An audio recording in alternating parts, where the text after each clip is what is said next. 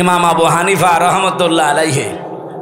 আমি একটা ঘটনা পড়ছিলাম ওনার জীবনে, আর একটা পড়েছিলাম হাসান বসরি রহমতুল্লাহ আলাইহি। উনি একজনের কাছে একটা মুরিদ বা শাগরেদ দিয়ে একটা মিষ্টি পাঠিয়েছেন। লোকটা বলছে, কিসের মিষ্টি? আপনি ওনার নামে কালকে বদনাম করছিলেন, গেবত করছিলেন। আর গেবত বা বদনাম করলে কি হয় আপনি কি জানেন? আপনার জীবনের নেকিগুলো সব তার আমল নামায় চলে গেছে, আর তার গোনা যা ছিল সব আপনার আমল নামায়। আপনি এত বড় উপকার করলেন, আপনার মিষ্টি না খাওয়িয়ে পারা যায়? আমার তো মনে হচ্ছে এই 12 সাল থেকে শুরু করে এই 25 সাল 3 বছর নাই জেলে ছিলাম, বাকি সময়গুলোতে যারা পেছনে লেগে আছেন আপনাদের বাড়ি বাড়ি আমার মিষ্টি পাঠানো দরকার। আমি তো ভুলের জন্য ক্ষমা চেয়ে মাপ চেয়ে যেভাবেই হোক আমি মাপ আল্লাহর কাছে পাবো বলে আশা করি। কিন্তু আপনি কি করছেন বলেন? আপনি কি করছেন? আপনি নিজাম মজুমদারের বিরুদ্ধে কথা বলেন না, ডক্টর জাফর ইকবালের বিরুদ্ধে কথা বলেন না, শেখ হাসিনার বিরুদ্ধে আপনি কথা বলেন না। আপনি কথা বলেন আমির হামজা, মাওলানা মিজানুর রহমান আজহারি, তারেক মনোয়ারের বিরুদ্ধে না?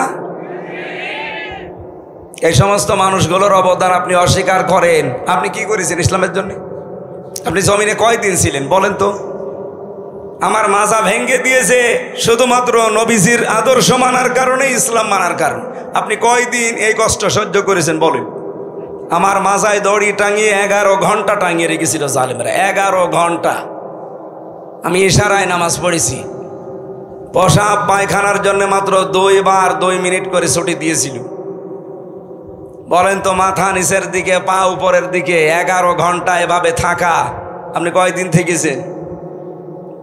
আমার মাথার চুল থেকে পায়ের তালু পর্যন্ত 1 ইঞ্চি জায়গা বাকি নেই যেখানে টর্চার করে না। আর আপনি ফতোয়াবাজি করেন দরবারে বসে বসে না? আপনার পেট আর জহব্বা ছাড়া কি আছে কি? কিছু কিছু পীর এই দেশে আছে না, যারা জামাত ইসলামীর অবদানকে দেখতে পায় না। এদের দেখবেন শুধু পেট আর জহব্বা, এই দুইটা বাদ দেবেন কিচ্ছু পাবেন না। এত বড় বড় পেট হয়, মহিলারা দিকে লজ্জা পায়। কি গো, সন্তান হয় আমাদের আর পেট হয় এর?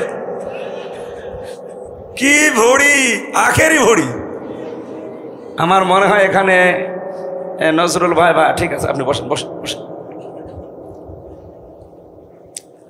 আমি দ্বিতীয় পরিচয় বলছিলাম, আমরা আল্লাহর কি খলিফা। কি বলেন তো? এবার কি খেলাফতের দায়িত্ব পালন করা যাবে? আমার আজকের আলোচনার বিষয় এই খেলাফতের শর্ত কি কি, এগুলো যদি পূরণ করতে পারি, এই শর্তের উপরে টিকে থাকতে পারলে আল্লাহ তার ওয়াদা এবার ঠিক পালন করবে ইনশাআল্লাহ।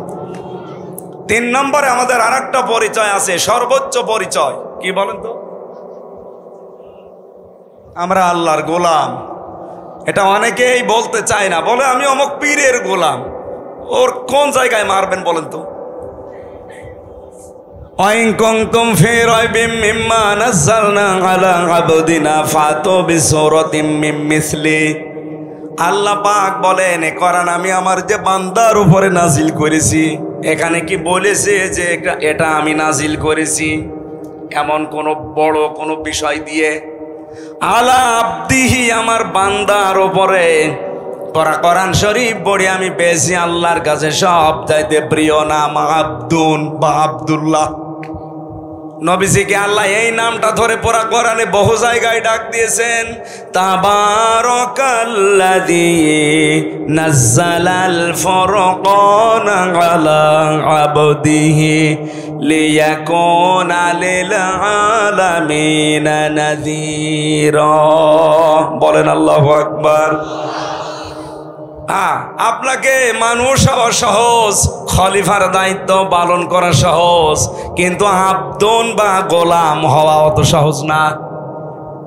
গোলাম হতে হলে শুধুমাত্র এই গর্দানটা আল্লাহ ছাড়া কারো কাছে আপনি নত করবেন না, এই সিদ্ধান্ত নিয়ে দুনিয়ায় টিকে থাকা লাগবে। এটা টিকে থাকার জন্য আমাদের জাতির পিতা যিনি হযরত ইব্রাহিম নবী আলাইহিস সালাম আমাদের নাম দিয়েছেন, তিনি মুসলিম। মুসলিম মানে আত্মসমর্পণকারী। আমরা যার তার সামনে আত্মসমর্পণ করি না। আমরা যদি আত্মসমর্পণ করি, মাথা নত করি, আমরা গোলামি করি কার? এখানে গোলাম শব্দটা অনেক দামি শব্দ। আল্লাহ নবীকে এই নামে ডাক দিয়েছেন, গোলাম বলে, আমার গোলাম, আমার বান্দা। সুতরাং আমাদের তিনটা পরিচয়ের ভেতরে আমরা মানুষ হিসাবে, যেহেতু অন্য ধর্মের মানুষও এখানে থাকতে পারেন, আপনাদেরকে আমরা ওয়েলকাম জানাচ্ছি। এটা শুধুমাত্র মুসলমানদের জন্য অনুষ্ঠান না। তাফসীরুল কোরআন মাহফিল যেই লিখেছেন সেটা মানুষ হিসাবে যারা পদবাচ্য বিবেচিত সবার জন্য। সুতরাং অন্য ধর্মের কেউ আসলে আপনি আসেন, কোরআনে কারিম শোনার পরে আপনারা নিরাপদে আপনাদের বাড়িতে পৌঁছান, এটা কোরআনের দায়িত্ব। ওয়াইন আহাদুম মিনাল মুশরিকিনা ইস্তাজারাকা ফাজিরহু হাত্তা ইয়াসমাআ কালামাল্লাহ সুম্মা আবলিগহু মা'মানা। আল্লাহ পাক বলেন, হে নবী, মুশরিকদের কোন দল যদি আপনার কাছে এই বলে আশ্রয় চায় যে আমি কোরআন শুনতে চাই, আজকে চাঁপাইনবাবগঞ্জের এই 20-25-30 কিলোর ভেতরে যদি কোনো মুশরিক থাকেন, কোনো ইহুদি থাকেন, কোনো খ্রিস্টান থাকেন, কোনো বৌদ্ধ থাকেন, অন্য কোনো জাতির লোক যদি বাস করেন, আপনাদেরকে আহ্বান জানাচ্ছি, কারণ আপনার জন্য এরা মাইকিং করেছে। কি কথা বলেন না কেন? প্রচার সবার জন্যই হয়েছে। আসেন, আল্লাহর কোরআন শোনানো হবে। নিরাপদে শোনার পরে আল্লাহ পাক বলেন, হে নবী, এদেরকে আপনি বাড়ি পর্যন্ত নিরাপদে যেতে পারে সেই ব্যবস্থাও করে দেবেন। আর বাংলাদেশে এখন সেই ব্যবস্থা অলরেডি আছে। আপনি আসেন, শোনার পরে আপনি নিরাপদে যান। যেহেতু মানুষ হিসাবে আমরা দলমত নির্বিশেষে, জাতি, বর্ণ, ধর্ম সবাই এসেছি, কিন্তু আমি খলিফার দায়িত্ব বুঝিয়ে দেওয়ার জন্য আজকের তেলাওয়াতকৃত আয়াত সূরা নূর 55 নম্বর আয়াত পড়েছি। লক্ষ লক্ষ হাদিস থেকে মাত্র একটা হাদিসের টুকরা পড়েছি। এর পরের অংশে আরো কিছু কথা আছে, আমি হাদিসটার হালকা ব্যাখ্যা করার পরে তাফসিরে চলে যেতে চাই। আন আবি হুরায়রা রাদিয়াল্লাহু তাআলা আনহু قال قال النبي صلى الله عليه وسلم। না, এইভাবে তো ক্লাস করা যাবে না। এই ছেলে, দাঁড়িয়েছেন কেন? বসেন। মাঝখান থেকে খেলে ওঠাউঠি করে। এই ছেলে, বসো। কেউ উঠবেন না, ঘন্টাখানেক সময় নিচ্ছে, কেউ উঠবেন না। বসেন বসেন।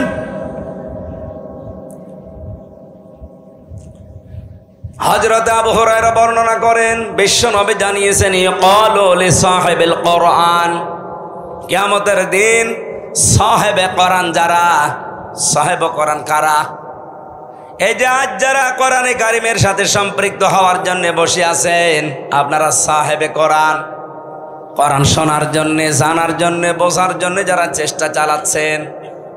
এত দামি হয়ে গেছি আজকে আমরা কোরআনের কারণে। এই যে কোরআন শরীফ এই টেবিলের উপরে আছে, আমার মনে হয় চরম পর্যায়ের বিয়াদব ছাড়া কেউ এই টেবিলে এখন আর পাও দেবে না। দেবে? কয়েকদিন আগে পাগল নামে একটা ছেলে নর্থ সাউথ বিশ্ববিদ্যালয় কোরআনের উপরে পা দিয়েছে। আমরা ধিক্কার জানাচ্ছি, সে যেই হোক, যদিও অন্য ধর্মের, এখন তাকে চালানো চেষ্টা চালাচ্ছে সে নাকি মাথা খারাপ, পাগল। সে যদি পাগলই হবে, ওই বিশ্ববিদ্যালয়ের লাইব্রেরিতে ত্রিপিটক আছে, বেদ আছে, গীতা আছে, সে ওইগুলো তো লাথি দেয় না, ওইগুলোতে থুথু মারে না, শুধু কোরআন শরীফে লাথি দেয়। তার মানে কোন পাগল আমরা বুঝে ফেলেছি। এর সর্বোচ্চ শাস্তি দেওয়া লাগবে কোরআনের সাথে বিয়াদবি করার কারণে। কথা বলেন না কেন? এই শাস্তি আপনারা চান না? আগামী থেকে যেন দুঃসাহস আর না দেখায়। এখন বলছে পাগল হিসাবে চালাতে পারলে তার শাস্তি নাকি মওকুফ হয়ে যাবে। এদেশের বিচার ব্যবস্থায় আমার মামলার যে লোকটার কারণে, সাকিব, তরবারি সাকিব তার নাম, ওর বাড়ি হচ্ছে সিরাজগঞ্জে। মাঝে মাঝে হাজিরা দিতে যেতাম, ওরে দেখতাম। ও এখনো পর্যন্ত ছেলে আছে, ছাড়া পাইনি। ও সিরাজগঞ্জ থেকে বাসের উপরে একটা কাঁচির মাথায় এভাবে কাপড় পেঁচিয়ে নিয়ে গেছে, যে সংসদের সামনে ঘুরছিল। পুলিশ ধরে বলছে, ওই বেটা এখানে কি করিস? ওই 20 সালের কথা। বলছে আমি এই সংসদ ভেঙে ফেলবো। সংসদ ভেঙে ফেলবো মানে এ কাঁচি দিয়ে সংসদ ভাঙা যায়? যায়। আমির হামজার ওয়াজ শুনে আমি উদ্বুদ্ধ হয়েছি। পুলিশ ওরেও ধরে নিয়ে গেছে, আর আমার নাম যেহেতু বলেছে আমারও ধরে নিয়ে গেছে। এই যে ধরে নিয়েছে, এই মিথ্যা, এই পাগলের কল্প কাহিনী, এর উপরে 3 বছর আমার জেল। ওই পাগলরে আমি মাঝে মাঝে জিজ্ঞাসা করতাম, এক জায়গায় থাকতাম তো, এই আমার জীবনে কোনোদিন দেখেছিস? না। তুই আমার নাম বললি কোন কারণে রিমান্ডে? বলছে আমারে বলতে বলিস। বলতে বলিস মানে? হ্যাঁ, প্রথম দিন যেদিন আমি কাশি নিয়ে গিয়েছি, আমি তো ঘোরাফেরা করছিলাম, আমারে বলছে কয়েকজনের নাম তোর বলা লাগবে, তাহলে তোরে ছেড়ে দেব। আমি তো এই আশায় বলেছি। প্রথমে কয়েকজনের নাম আমার সামনে বললো, তার ভেতরে আপনার নামটা আমার খুব ভালো লেগেছে। আমি মনে করলাম আল্লাহ, এ পাগল তো আসলে পাগল, এরে নাই সার্টিফিকেট দেওয়া যায়। আমারে বলছে আপনার নামটা আমার খুব ভালো লেগেছে, কয়েকজনের নাম বললো, আপনার নামটা ভালো লেগেছে, এই জন্য নামটা বলে দিলাম। এইরকম পাগল হলে না ডাক্তারি সার্টিফিকেট তৈরি করা যায়, কিন্তু যে পাগল বিশ্ববিদ্যালয়ে পড়ে, তার সামনে ত্রিপিটক আছে, বেদ আছে, গীতা আছে, ধর্মীয় গ্রন্থ তো আরো আছে, একটাও লাথিও দেয় না, থুতুও দেয় না, শুধু কোরআন শরীফে লাথি দেয়। তার মানে এটা এখন পাগল বলে সাব্যস্ত করে চালানো আর যাবে না, এটা আসলে জাতে মাতাল, তাহলে ঠিক আছে। এরা আপনি রিমান্ডে উল্টো করে ঝোলান, দেখেন ও ঠিক সব বলে দেবে পেছনে কারা কারা আছে। ও কোনো উদ্দেশ্য নিয়ে এই কাজ করেছে। সাম্প্রদায়িক দাঙ্গা তৈরি করার জন্য দাদা বাবুরা বহু চেষ্টা চালিয়েছে এই 14 মাসে, একটাও সফল হতে পারে নাই। আর এবারের যে পূজা, ওরা তো ব্যর্থ হয়ে গেছে।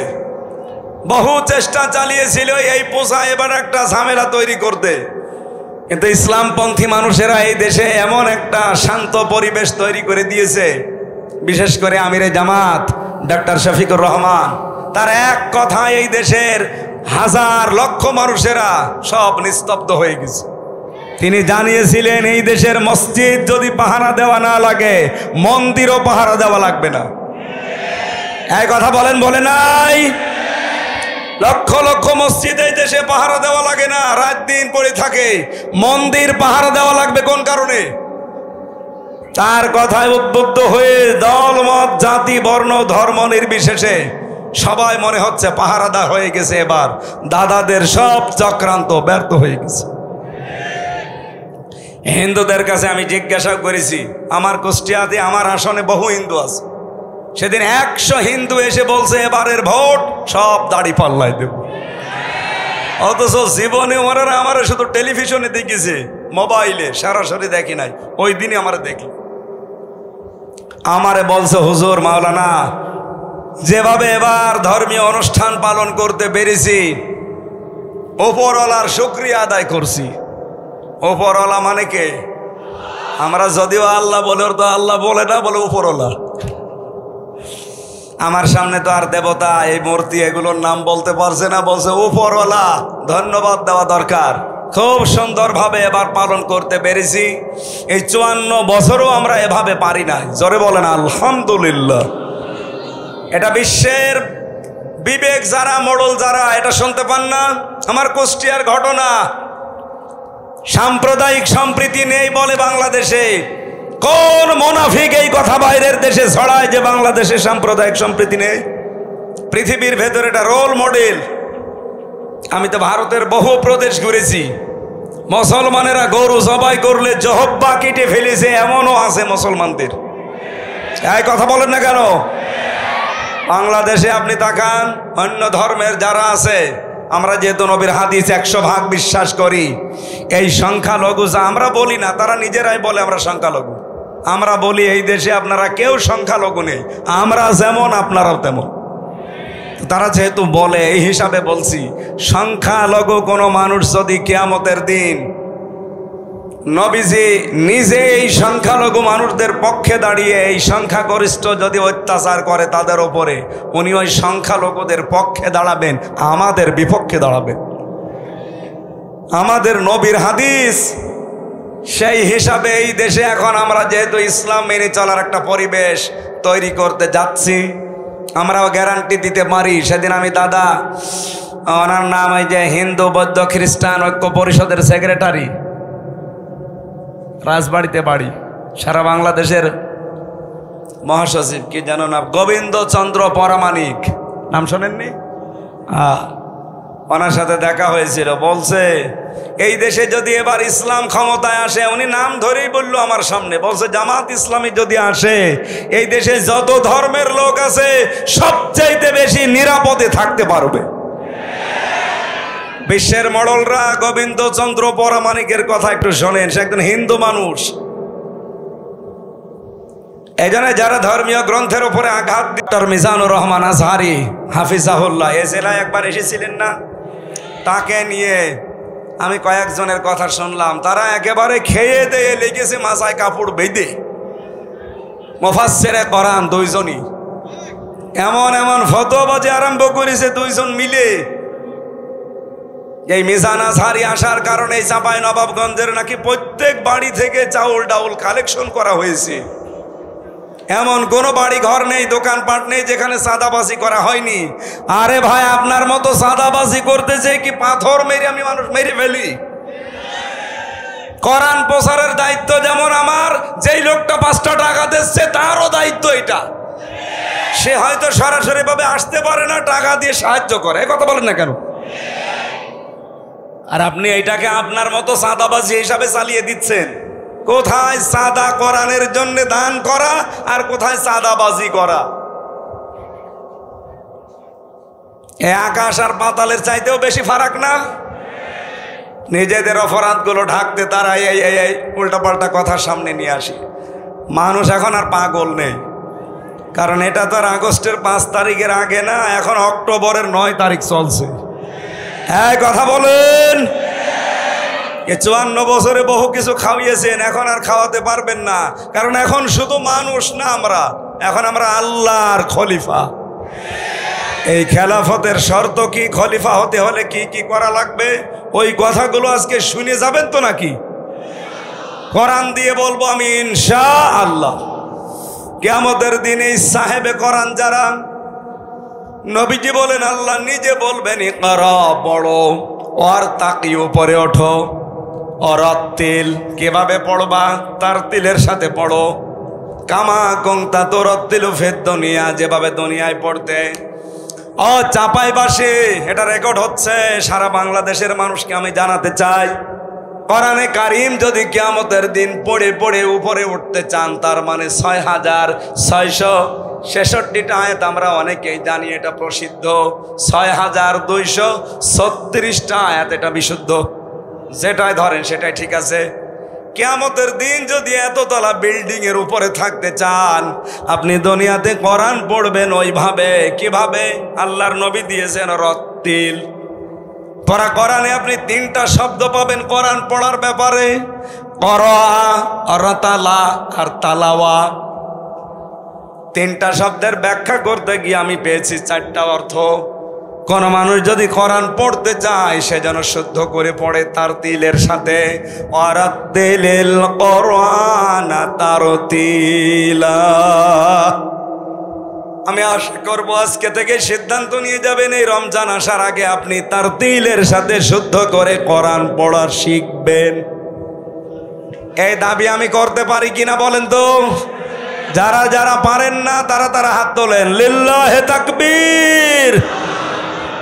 ও, বাকি তো সবাই পারে, আলহামদুলিল্লাহ। চাঁপাইনবাবগঞ্জ এটা মুসলমানদের, আমার মনে হয় এটা আতুর ঘর। বাংলাদেশে আমরা যে সমস্ত জেলাকে মুসলমানদের ঘর বাড়ি বলে মনে করি, তার ভেতরে সাতক্ষীরা, চাঁপাইনবাবগঞ্জ, চট্টগ্রাম। চাঁপাইনবাবগঞ্জ 2 নম্বরে আছেন আপনারা। অত্যাচার, জুলুম, নির্যাতন সহ্য করেছেন সাতক্ষীরার পরে আপনারা। ইতিহাস হয়ে থাকবে ইনশাআল্লাহ।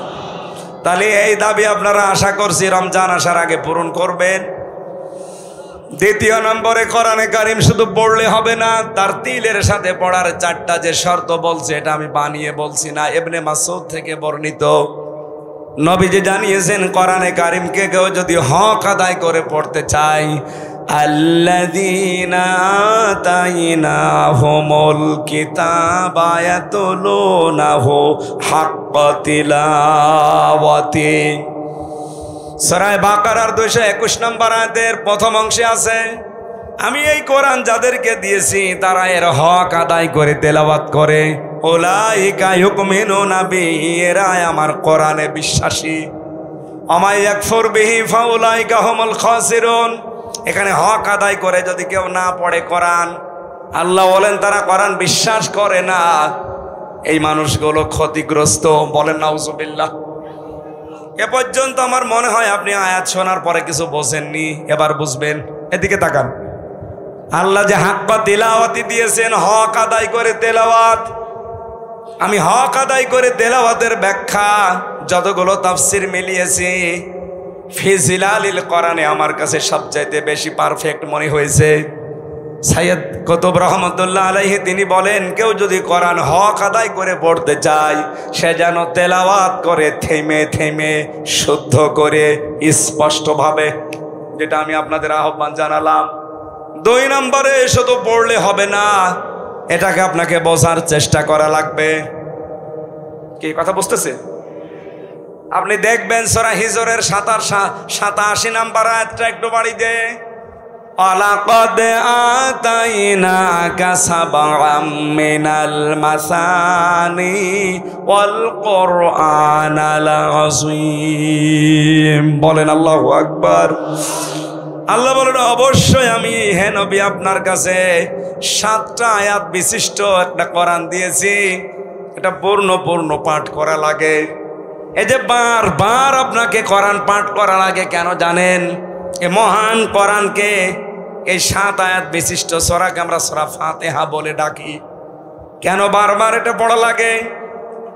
দিন রাত 24 ঘন্টায় শুধু ফরজ নামাজও কেউ যদি পড়ে 17 রাকাত, কয় রাকাত? এই 17 রাকাত নামাজের প্রতি রাকাতে এই সূরা ফাতিহা কিন্তু একবার করে পড়া লাগে। কি কথা বলেন না কেন? কেন বারবার এটা রিভাইজ দিচ্ছেন, বারবার এটা রিপিট করছেন কেন? একটা উদ্দেশ্য আল্লাহর আছে, আপনি যেন বোঝেন যে আপনি কি বলতে চান আল্লাহকে। পড়া কোরআন শরীফ আমি একটা স্টাডির জায়গায় রেখে দেখলাম, কোরআনে কারিমে আল্লাহ তেলাওয়াত সাজিয়েছেন 5 ওয়াক্ত নামাজের ফরজ, সুন্নত, ওয়াজিব, নফল। এই নামাজগুলো যদি আপনি পড়তে থাকেন, তাহাজ্জুদ আছে, ইশরাক আছে, আওবিন আছে, বিভিন্ন নামাজ আছে। এই নামাজগুলোতে যদি কোরআন শরীফ আপনি নিয়মিত পড়েন, আমি মিলিয়েছিলাম জেলখানায় থাকতে এটা 7 দিনে পড়া কোরআন শরীফ নামাজের ভেতরে পড়ে শেষ করা সম্ভব। আমি নিজে পড়েছি 5 ওয়াক্ত নামাজ মিলে। আমি সুন্নত পড়লেও 4 পৃষ্ঠা দিয়ে 4 রাকাত পড়তাম। তাহাজ্জুদে প্রায় 2 পারা, 2.5 পারা, 3 পারা চেষ্টা করতাম পড়ার। এরপরে আওয়াবিন নামাজে 1 পারা, এরপরে ইশরাক নামাজে 1 পারা। এভাবে করে করে আমি দেখেছি 7 দিনে পড়া কোরআন শরীফ শুধু নামাজেই শেষ করা সম্ভব। ওই সময় আমি একটা চিন্তা নিয়ে এসেছিলাম, কেন আল্লাহ এই সিস্টেমগুলো করে দিলেন এত তেলাওয়াতের। আমার বুঝ এসেছে, এটা কোরআন কেন্দ্রিক যদি মানুষ জীবন গঠন করতে পারে, ওকে আপনি এই পৃথিবীতে পিটিয়েও শিরিক করাতে পারবেন না। এটা আমি বুঝে ফেলেছি ওই সময়। আপনি দেখবেন, এই জন্য নামাজের ভেতরে পড়বেন, একটু বোঝার চেষ্টা করবেন যে কি পড়ছেন। নামাজে যাওয়ার আগে 2-5 মিনিট অন্তত বাংলা অর্থটা, শাব্দিক অর্থগুলো একটু দেখে যাবেন। নামাজে তেলাওয়াত করলে আপনার মন বসে যাবে। 3 নম্বরে শুধু বুঝলে হবে না, যা বুঝলেন ওইটা আপনার প্র্যাকটিক্যাল লাইফে মানা লাগবে। কথা বলেন না কেন? আমার প্রশ্ন, এই বাংলাদেশে এই 54 বছরে কোরআনে কারিম আছে না নেই? আরো জোরে। কিন্তু ব্যক্তিগত জীবন থেকে আন্তর্জাতিক জীবন পর্যন্ত মেনে চলার পরিবেশ আছে। এমন এমন অফিস এই দেশে আছে সরকারি, যেখানে চেষ্টা করলেও হালালকে হালাল জানে মানা যায় না, হারামকে হারাম জেনে মানা যায় না। এরকম অফিস নেই দেশে? চলেন আপনাকে দেখাবো। আমি 3টা বছর আমি নিজে প্র্যাকটিক্যাল দেখেছি। আদালতের ইট পর্যন্ত টাকা চাই। আমার মনে হচ্ছে ইটও এভাবে তাকিয়ে আছি দিন কোনা হয়ে যে টাকা দেন। আপনি বাংলাদেশের একটা অফিসের নাম বলেন যেখানে আজ টাকা ছাড়া ফাইল চলে না। ফাইল চলেই না, টাকা দেবেন ফাইলের মনে হয় হাত পা বেড়ে যায়। ঘোষ যদি এখন অনেকাংশে বন্ধ হয়েছে, কিন্তু 100% বন্ধ এখনো হয়নি। এটা 100% বন্ধ কিয়ামতের আগে সম্ভব না, যতদিন আল্লাহর কোরআন এই দেশে কায়েম না হবে। তাহলে 3 নাম্বার শর্ত বলছিলাম আপনাকে, এটা মানতে হবে। আর মানার জন্য আমরা এবার চেষ্টা চালাচ্ছি পরিবেশ তৈরি করার। কথা বলছে না কেন? চাঁপাইনবাবগঞ্জের এই 11 নম্বর ওয়ার্ড থেকে শুরু করে সংসদ পর্যন্ত এমন ভাবে এবার কোরআন দিয়ে আমরা সাজাতে চাই যেন কোরআনে 11 নম্বর ওয়ার্ড থেকে সংসদ পর্যন্ত মানা যায়। আপনি তো ডিস্টার্ব হয়ে যাবে, তাড়াতাড়ি।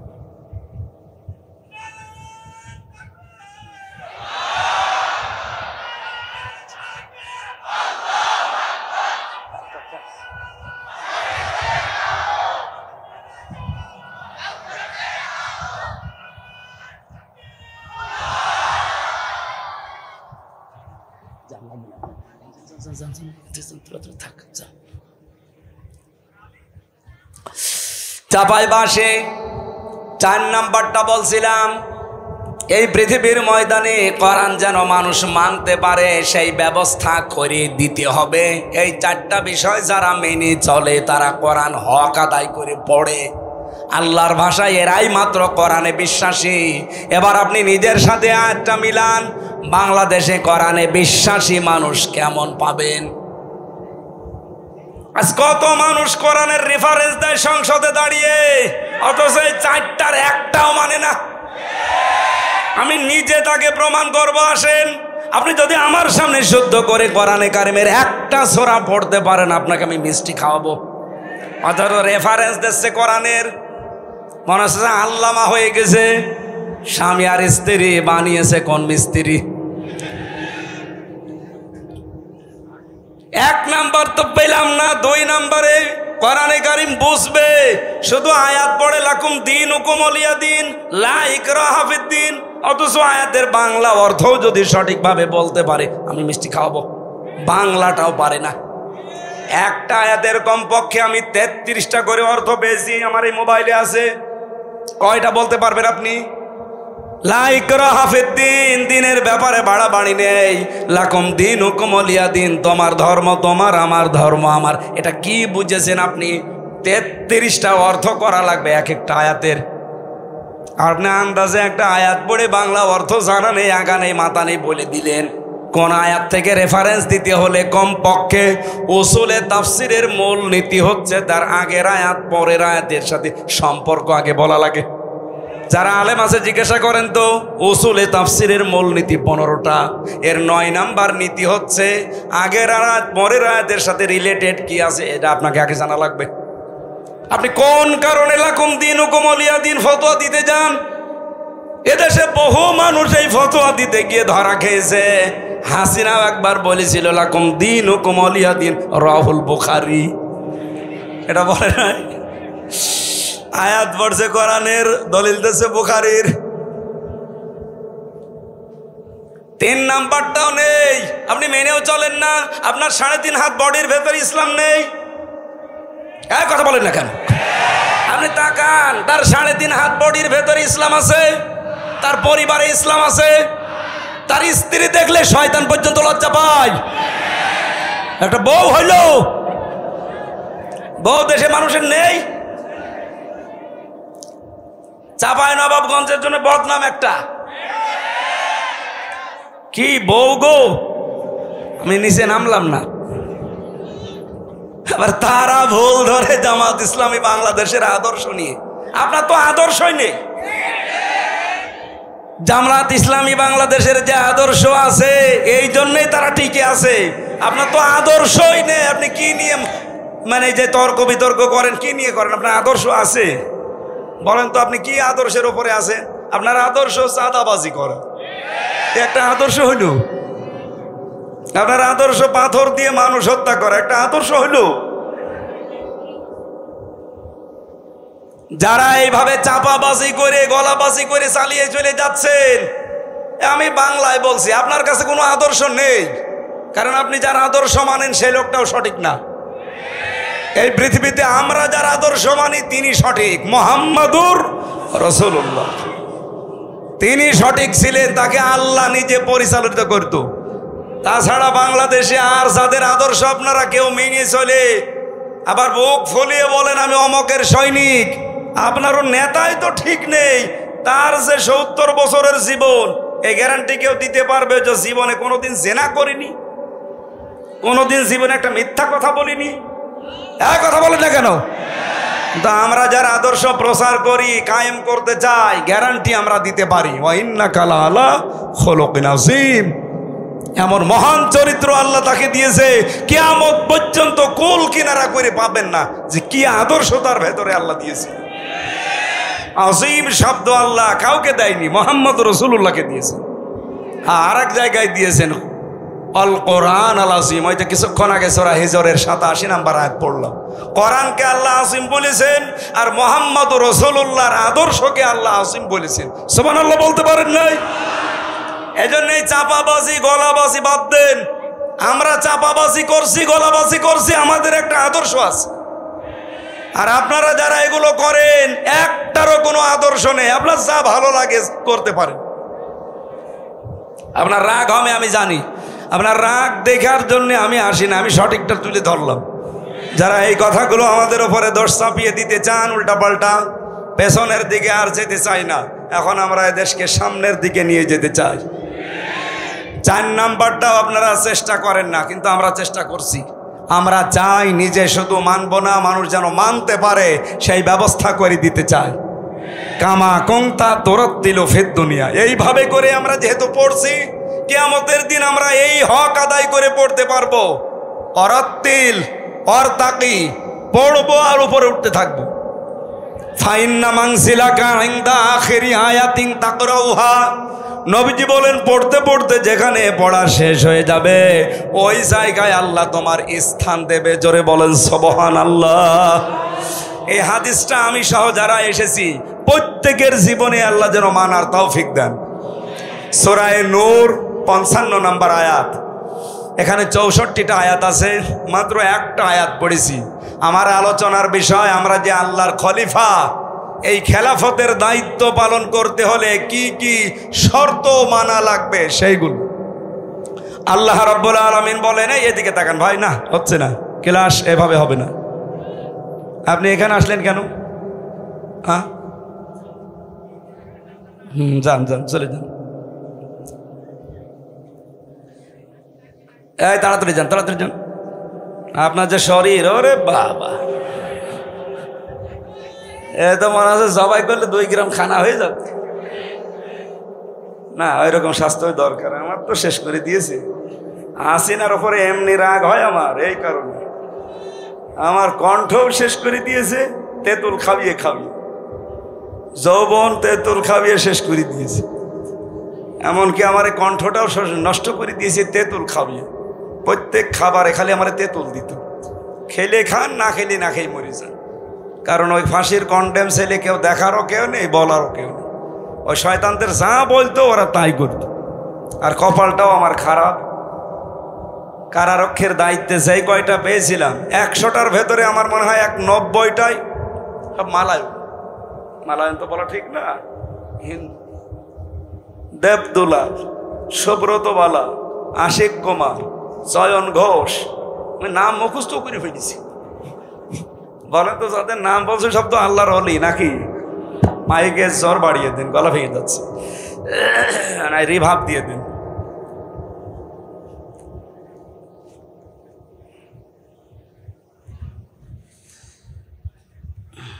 সূরার নাম কি মনে আছে নাকি দেখি তো? নূর। কোরআনের 55টা নাম আছে, তার ভেতরে 5 নাম্বার নাম পেয়েছি আমি, নূর। কোরআনের নাম কি? এই নূর একটা সূরারও নাম। আল্লাহ রাব্বুল আলামিন ইরশাদ করছেন, ওয়া'দাল্লাহুল্লাযীনা আমানু মিনকুম ওয়া আমিলুস সলিহাত, তোমাদের ভেতরে যারা ঈমান আনে এবং আমলে সালেহ করে, এই দুইটা কন্ডিশন যারা মেনে চলতে পারে, আল্লাহ তাদের সাথে ওয়াদা করছেন। আমার প্রশ্ন হচ্ছে, আল্লাহ পাক এখানে ওয়াদা দিয়েছেন, ওয়াদা করছে না করেছে?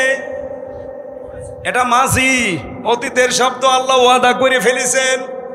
আমার প্রশ্ন, বলেন তো, আল্লাহর ওয়াদা যখন থেকে তিনি করলেন ওই দিন থেকে আজকের দিন পর্যন্ত মিথ্যা হয়েছে? আরো জোরে বলেন। মিথ্যা হয়নি, তার প্রমাণ কি? আল্লাহ পাক বলেন, কামাস্তাখলাফাল্লাযীনা মিন ক্বাবলিহিম লা ইস্তাখলিফান্নাহুম ফিল আরদ, লামে তাকিদ নুনে সাকিলা, অবশ্যই আমি আল্লাহ তাদেরকে জমিনের খেলাফতি, শাসন ক্ষমতা, জমিনের কর্তৃত্ব, নেতৃত্ব দান করব, যেমন তাদের পূর্বপুরুষদেরকে আমি আল্লাহ দিয়েছিলাম। আল্লাহর ওয়াদা যে সত্য, এর প্রমাণ এইটাই। এর আগে যারাই দুনিয়া থেকে ঈমান আর আমলের পরীক্ষায় উত্তীর্ণ হতে পেরেছে, একটা মানুষকে আমার আল্লাহ তার এই ওয়াদা থেকে বঞ্চিত করেন নাই। প্রতিটি মানুষদেরকে আমার আল্লাহ ওয়াদা দেখিয়েছেন। যারা ঈমানের উপরে টিকেছিল, ঈমান আনলেই শুধু হয় না, ঈমান টিকিয়ে রাখতে হয়। এখানে বহু মানুষ বসে আছেন, যদি জিজ্ঞাসা করি নামাজ ভেঙে যায় কয়টা কারণে বলেন তো, বলে 7 কারণে। কথা বলেন না কেন? যদি এখন বলা হয় যে রোজা ভেঙে যায় কয় কারণে বলেন তো, হয়তো 10টা কারণ বলবেন। কোন মানুষকে যদি জিজ্ঞাসা করি, এখানে যারা একটু জাননেওয়ালা, যে হজ ভেঙে যায় কয় কারণে, যদি ওর লেখাপড়া করা থাকে বলতে পারবে যে হজ এই কয় কারণে ভেঙে যায়। আমার মনে হচ্ছে এখানে একটা বিষয় 100 জনের প্রায় 90 জন পারবে না। যদি এখন বলা হয় যে ঈমান ভেঙে যায় কয় কারণে, 100 জনের 90 জনই ফেল করবে। এই কথা বলেন না কেন? অথচ খেলাফতের এই দায়িত্ব দেওয়ার জন্য প্রথম শর্ত ঈমান। আপনার ঈমান থাকলেই হবে না, ঈমান আবার ভেঙে যায়, নষ্ট হয়ে যায়। ঈমান যেন টিকে থাকে, সেই জন্য ঈমান ভাঙার কারণগুলো জানা লাগবে। আমি একটা একটা করে হাদিস থেকে বলছি, মিলিয়ে নেন আপনার ভেতরে পাওয়া যায় কিনা। 1 নম্বরে, ইবাদতে আল্লাহর সঙ্গে যদি কাউকে শিরিক করেন, আপনার ঈমান ভেঙে যাবে। সূরা মায়েদার 72 নম্বর আয়াতে আছে দলিলটা, সূরা নিসার 48 নম্বর আছে। 2 নম্বরে, আল্লাহ ও বান্দার মধ্যে কাউকে মধ্যস্থকারী কেউ যদি মনে করে, তাহলে তার ঈমান ভেঙে যাবে। এটা সূরা ইউনূসের 18 নম্বর আয়াতে আছে। কাফেরকে কেউ যদি কাফের মনে না করে, তার ঈমান ভেঙে যাবে। সূরা আলে ইমরানের 28 নম্বর আয়াতে আছে। মুসলমানদের বিরুদ্ধে মুশরিকদের সমর্থন এবং সহযোগিতা করা, যেটা এই বাংলাদেশে এখন একটু বেশি হচ্ছে।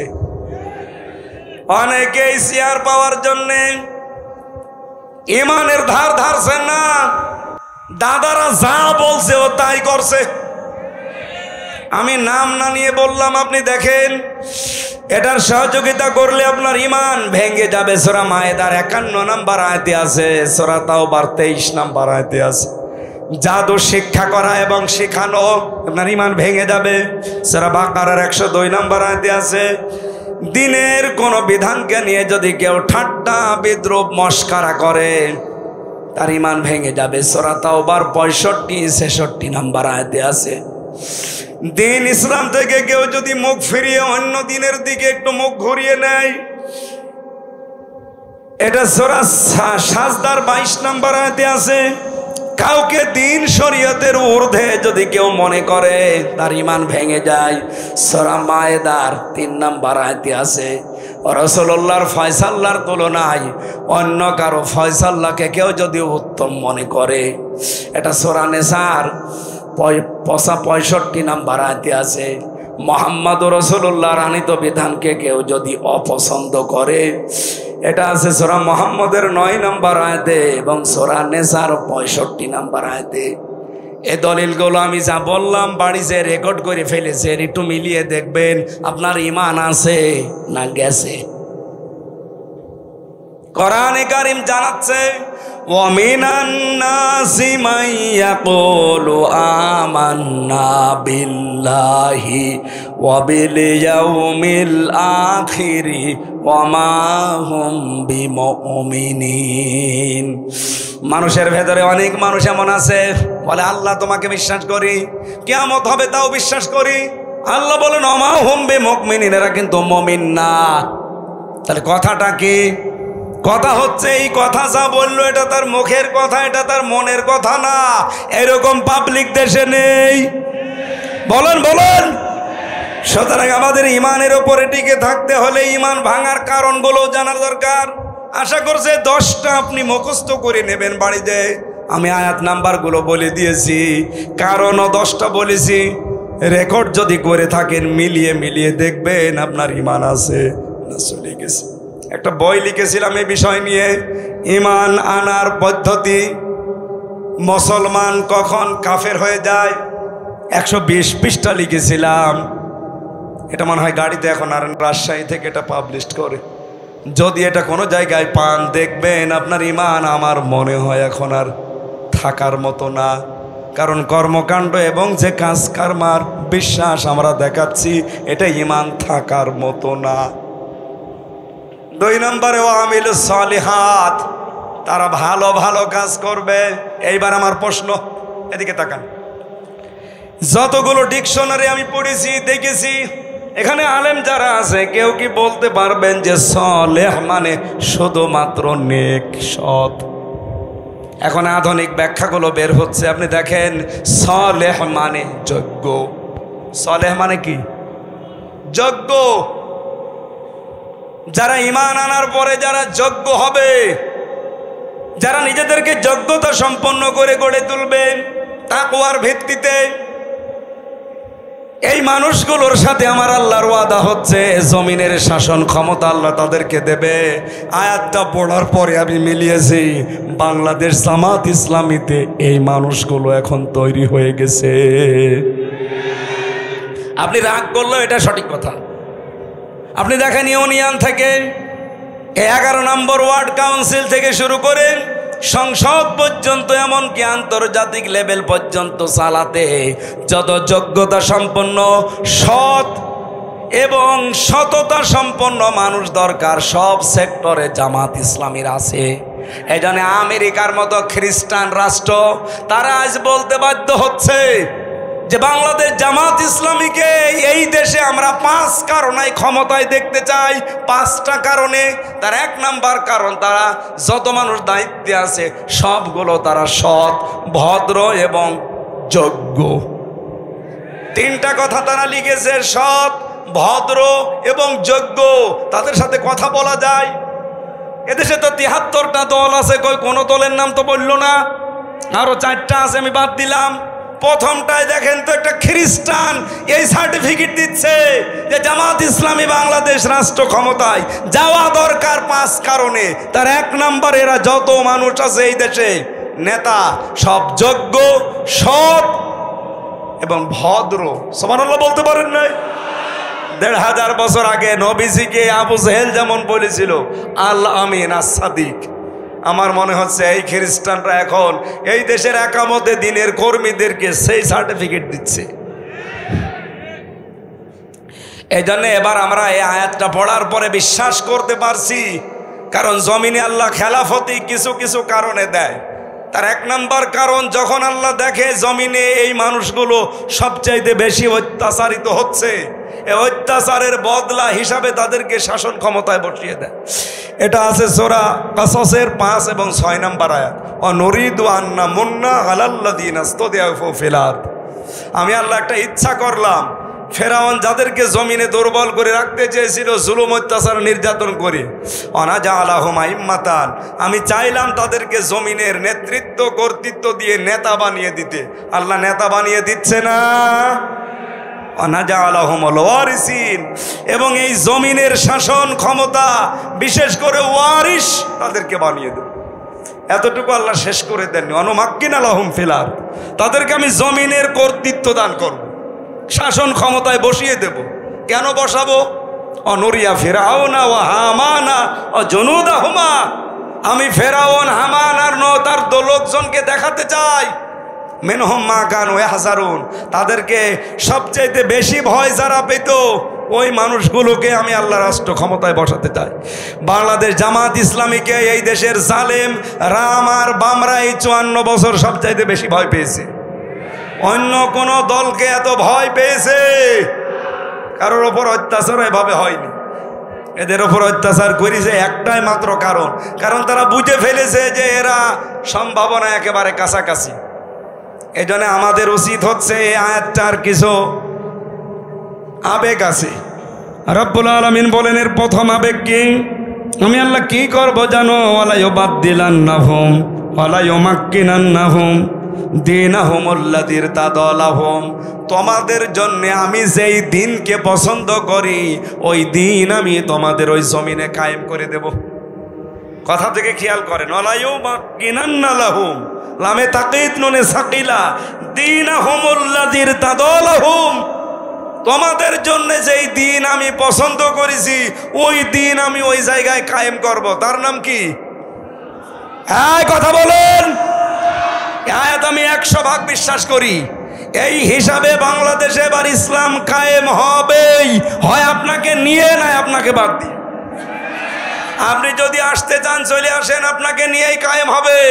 আর যদি কপাল পোড়া থাকেন আপনি থাকেন, আপনাকে বাদ দিয়ে ইসলাম কায়েম হবে ইনশাআল্লাহ। আল্লাহ পাক বলেন দ্বিতীয় নম্বরে কি করবো? ওয়ালা ইউবাদদিলান্নাহুম মিন বাদি খাউফিহিম আমনা, আমি পাল্টিয়ে দেব, পরিবর্তন করে দেব তাদের ভয়ের সংস্কৃতিকে নিরাপত্তা দিয়ে। কি ভয় ছিল বলেন তো? আগস্টের 5 তারিখের আগে আমির হামজা আসবে এই কথা শুনলেই 14টা ব্যারিকেড পড়ে যেত। কথা বলেন না কেন? আমি এই চাঁপাইনবাবগঞ্জের পৌরসভার ভেতরে ঢুকে এরপরে আবার কুষ্টিয়ায় চলে গেছি, আসতে দেয়নি। আগস্টের 5 তারিখের মাসখানিক আগে আমি আসতে চেয়েছিলাম, আমি আর শাহেক জামাল উদ্দিন ভাই ওনারে আসতে দিয়েছে, আমারে বলছে ও আসলে 144 ধারা জারি। এতগুলো মানুষের সামনে কোরআনের কথা বলবো এরকম একটা পরিবেশ ছিল, সব আল্লাহ পাল্টিয়ে ভয়ের সংস্কৃতি দূর করে আজ নিরাপত্তা দিয়ে দিয়েছে। যে পুলিশ এতদিন ধরার জন্য পেছনে পেছনে দৌড় দিত, এখন তারা পেছনে পেছনে পাহারা দেওয়ার জন্য দৌড় দেয়। কুষ্টিয়ায় এসপি ডিসি ওসি তো বাদই দিলাম, এসপি ডিসি সহ মিটিং করার সময় যে এসপি ডিসির আগস্টের 5 তারিখের আগে আমির হামজা জেলে আছে কথা শুনলে মোনাজাত করতেছে ভালো, অথচ এখন তারা মিটিং করলে আমারে নিয়ে উদ্বোধন করায়। কিছুদিন আগে কুষ্টিয়ার মডেল থানা উদ্বোধন হয়েছে, ডিআইজি এসেছিল খুলনা রেঞ্জের, আমাকে দাওয়াত দিয়ে কথা বলার সুযোগ দিয়ে মেহমান করে নিয়ে গেছে। আল্লাহ মনে হচ্ছে আয়াতটা বাস্তবে আমাদেরকে দেখিয়ে দিয়েছে, ভয়ের সংস্কৃতি সব দূর করে নিরাপত্তার বেষ্টনী দিয়েছে। এই কথা বলেন না কেন? এখন আমাদের কাজ কি হবে? ইয়াবুদুনানি, ইবাদত করা লাগবে এখন আল্লাহর। লা ইউশরিকুনা বি শাইআ, আল্লাহর ইবাদতের সাথে কাউকে শরীক করা যাবে। ওমান কাফারা বাদা যালিকা, এরপরেও যদি কেউ মুখ ফিরিয়ে চলে যান ফাউলাইকা হুমুল ফাসিকুন, তারাই গুনাহগার, তারাই ফাসিক, তারাই সীমালঙ্ঘনকারী। আল্লাহ আমাদেরকে এই আয়াতের যে কন্ডিশনগুলো শুনলাম, ইবাদত করা লাগবে আল্লাহর, শিরিক করা যাবে না, এই শর্তগুলো মেনে ঈমান আর আমলের উপরে প্রতিষ্ঠিত থেকে খেলাফতের দায়িত্ব এবার যেন আমাদের দান করেন, বলেন আমিন। মেয়েরা যারা এসেছেন বিভিন্ন জায়গায়, শুধু নামাজ পড়া, রোজা রাখা আর কালো বোরকা পরা ইবাদত না। আপনার জন্য আমার লিখিত বই আছে দাম্পত্য জীবনের কলহ এবং তার সমাধান, এটা মেয়েদের। প্রত্যেক বউকে পড়াবে ও কেন গন্ডগোল করে, আর এটা ঈমান আনার যে পদ্ধতি বললাম, এই যেটা নোট করেছিলাম এই বই থেকে, আমার লিখিত বই, এটা নিয়েছেন, কাজে লাগবে, মেয়েদেরকে দেবেন, মঞ্চে আছে। আমি যতটুকু বুঝেছি পরিবারে আর শান্তির পেছনে, শান্তি না থাকার পেছনে দায়ী বউ আর শাশুড়ি, এই দুইজনের ছোট মনের কারণে। এই কথা বলা লাগবে। আমার মতো হাজার হাজার স্বামী এখানে বসে আছে। মেয়েরা যারা এসেছেন এবার একটু ঘুম থেকে ওঠেন। আপনারা তো ঘুমাচ্ছেন, ওঠেন। শুধু নামাজ পড়বেন, রোজা রাখবেন, কালো বোরকা পরবেন, জান্নাতে চলে যাবেন না। যেই মেয়েটা পুত্রবধূ হয়ে আসে ওইটাকে নিজের মেয়ের মতো মনে করা লাগবে। এটা আজ 100টার 98টা শাশুড়ি মনে করে না। এই কথা বলে না কেন? নিজের মেয়ে 4টা 5টা করে সেদ্ধ ডিম খায়, দুধ খায়, কলা খায়, বাকিগুলোর নাম নাই বললাম। মরণের খাওয়া খায়, কিচ্ছু বলে না। আর বেটার বউ যদি একটা সেদ্ধ ডিম খায় চোখ মোটামুটি করে তাকায়। এরকম শাশুড়ি দেশে নেই। মেয়েদেরকে বলা দরকার যে কার শাশুড়ি এরকম ছোট মনের, হাত তোলেন তো। এই আপনি কি মেয়ে লোক? মেয়ে লোককে বলছি। শাশুড়ি যারা আছেন, আমি তো নিজের থেকে বলছি, আমার শাশুড়ি আমি খেতে পারলে যা খুশি হয়, যা আনন্দ পায়, আমি দেখেছি আমার বউ বেশি খেতে পারলে আমার মা ওই পরিমাণে খুশি হয় না। এরকম মাও দেশে নেই। আপনি মা একজন উদার হবেন আমার জন্যে, আমার বউর জন্যে, তারপরে তো সংসারের শান্তি আসবে। আপনার এই ছোট মনের কারণে আমিও অশান্তিতে আছি, আমার এই বউটাও অশান্তিতে আছে। এই কথা বলছেন না কেন? আমার মনে হয় বউ আর শাশুড়ি যারা আছে, এরপরেও যদি এরা সোজা না হয়, এ কোরআন শরীফ বুখারী শরীফ দিয়ে হবে না, এদের বাকারি শরীফ লাগবে। ইমাম আবু হানিফা রহমতুল্লাহ আলাইহি, আমি একটা ঘটনা পড়ছিলাম ওনার জীবনে, আর একটা পড়েছিলাম হাসান বসরি রহমতুল্লাহ আলাইহি। উনি একজনের কাছে একটা মুরিদ বা শাগরেদ দিয়ে একটা মিষ্টি পাঠিয়েছেন। লোকটা বলছে, কিসের মিষ্টি? আপনি ওনার নামে কালকে বদনাম করছিলেন, গেবত করছিলেন। আর গেবত বা বদনাম করলে কি হয় আপনি কি জানেন? আপনার জীবনের নেকিগুলো সব তার আমল নামায় চলে গেছে, আর তার গোনা যা ছিল সব আপনার আমল নামায়। আপনি এত বড় উপকার করলেন, আপনার মিষ্টি না খাওয়িয়ে পারা যায়? আমার তো মনে হচ্ছে এই 12 সাল থেকে শুরু করে এই 25 সাল 3 বছর নাই জেলে ছিলাম, বাকি সময়গুলোতে যারা পেছনে লেগে আছেন, আপনাদের বাড়ি বাড়ি আমার মিষ্টি পাঠানো দরকার। আমি তো ভুলের জন্য ক্ষমা চেয়ে মাপ চেয়ে যেভাবেই হোক আমি মাপ আল্লাহর কাছে পাবো বলে আশা করি। কিন্তু আপনি কি করছেন বলেন? আপনি কি করছেন? আপনি নিজাম মজুমদারের বিরুদ্ধে কথা বলেন না, ডক্টর জাফর ইকবালের বিরুদ্ধে কথা বলেন না, শেখ হাসিনার বিরুদ্ধে আপনি কথা বলেন না। আপনি কথা বলেন আমির হামজা, মাওলানা মিজানুর রহমান আজহারি, তারেক মনোয়ারের বিরুদ্ধে না? এই সমস্ত মানুষগুলোর অবদান আপনি অস্বীকার করেন। আপনি কি করেছেন ইসলামের জন্য? আপনি জমিনে কয়দিন ছিলেন বলেন তো? আমার মাজা ভেঙ্গে দিয়েছে শুধুমাত্র নবীজির আদর্শ মানার কারণে, ইসলাম মানার কারণে। আপনি কয়দিন এই কষ্ট সহ্য করেছেন বলেন? আমার মাজায় দড়ি টাঙিয়ে 11 ঘন্টা টাঙিয়ে রেখেছিল জালেমরা। 11 ঘন্টা আমি ইশারায় নামাজ পড়েছি। পেশাব পায়খানার জন্য মাত্র 2 বার 2 মিনিট করে ছুটি দিয়েছিল। বলেন তো, মাথা নিচের দিকে পা উপরের দিকে 11 ঘন্টা এভাবে থাকা আপনি কয়দিন থেকেছেন? আমার মাথার চুল থেকে পায়ের তালু পর্যন্ত 1 ইঞ্চি জায়গা বাকি নেই যেখানে টর্চার করে না। আর আপনি ফতোয়াবাজি করেন দরবারে বসে বসে না? আপনার পেট আর জহব্বা ছাড়া কি আছে কি? কিছু কিছু পীর এই দেশে আছে না, যারা জামাত ইসলামীর অবদানকে দেখতে পায় না। এদের দেখবেন শুধু পেট আর জহব্বা, এই দুইটা বাদ দেবেন কিচ্ছু পাবেন না। এত বড় বড় পেট হয়, মহিলারা দিকে লজ্জা পায়। কি গো, সন্তান হয় আমাদের আর পেট হয় এর? কি ভড়ি, আখেরি ভড়ি।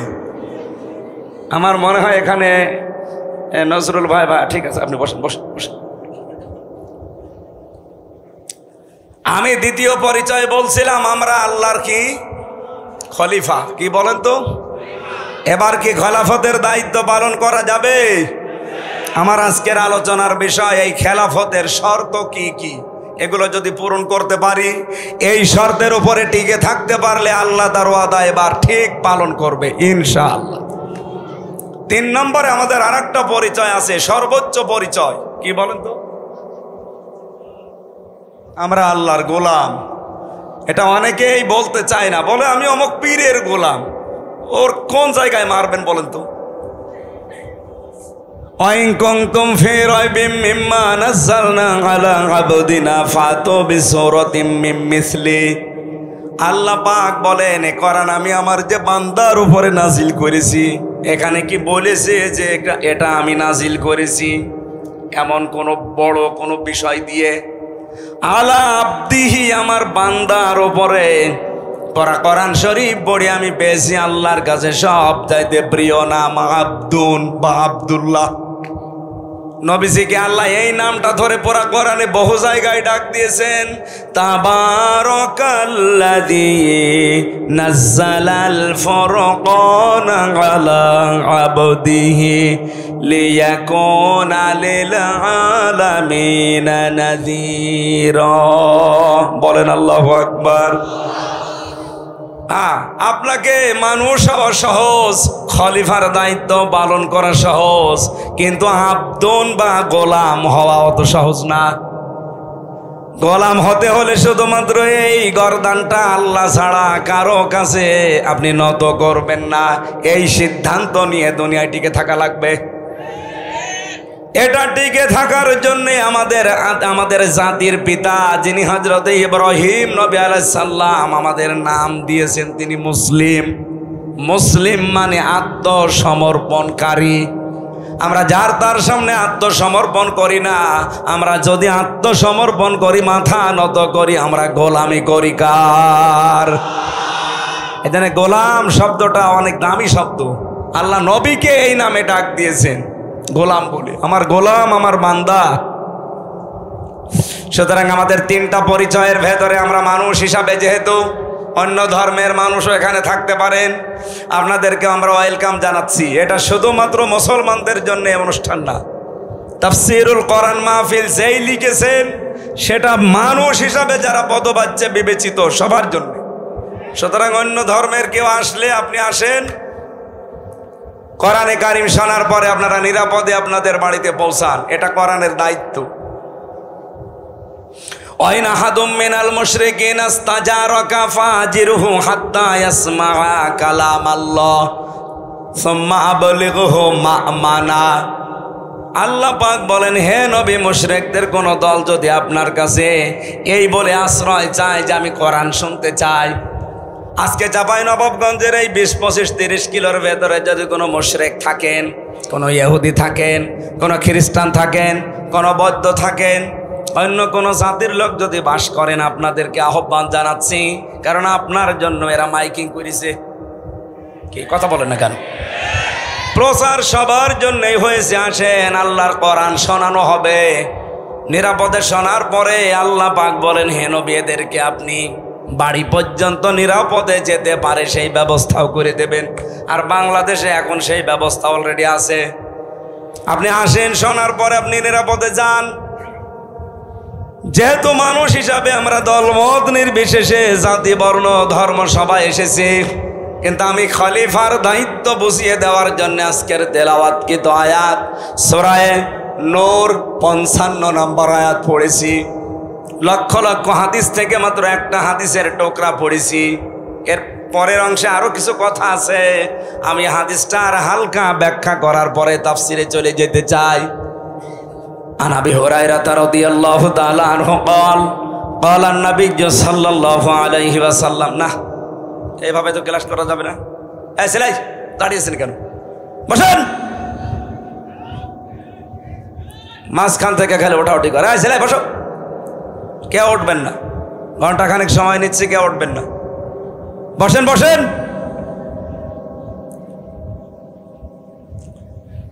হযরত আবু হুরায়রা বর্ণনা করেন, বিশ্ব নবী জানিয়েছেন, ইয়াকালু লিসাহিবিল কোরআন, কিয়ামতের দিন সাহেবে কোরআন যারা, সাহেব কোরআন কারা?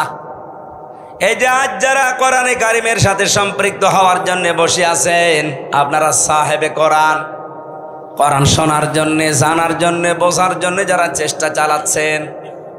এত দামি হয়ে গেছি আজকে আমরা কোরআনের কারণে। এই যে কোরআন শরীফ এই টেবিলের উপরে আছে, আমার মনে হয় চরম পর্যায়ের বিয়াদব ছাড়া কেউ এই টেবিলে এখন আর পাও দেবে না। দেবে? কয়েকদিন আগে পাগল নামে একটা ছেলে নর্থ সাউথ বিশ্ববিদ্যালয় কোরআনের উপরে পা দিয়েছে। আমরা ধিক্কার জানাচ্ছি, সে যেই হোক, যদিও অন্য ধর্মের, এখন তাকে চালানো চেষ্টা চালাচ্ছে সে নাকি মাথা খারাপ, পাগল। সে যদি পাগলই হবে, ওই বিশ্ববিদ্যালয়ের লাইব্রেরিতে ত্রিপিটক আছে, বেদ আছে, গীতা আছে, সে ওইগুলো তো লাথি দেয় না, ওইগুলোতে থুথু মারে না, শুধু কোরআন শরীফে লাথি দেয়। তার মানে কোন পাগল আমরা বুঝে ফেলেছি। এর সর্বোচ্চ শাস্তি দেওয়া লাগবে কোরআনের সাথে বেয়াদবি করার কারণে। কথা বলেন না কেন? এ শাস্তি আপনারা চান না? আগামী থেকে যেন দুঃসাহস আর না দেখায়। এখন বলছে পাগল হিসাবে চালাতে পারলে তার শাস্তি নাকি মওকুফ হয়ে যাবে এদেশের বিচার ব্যবস্থায়।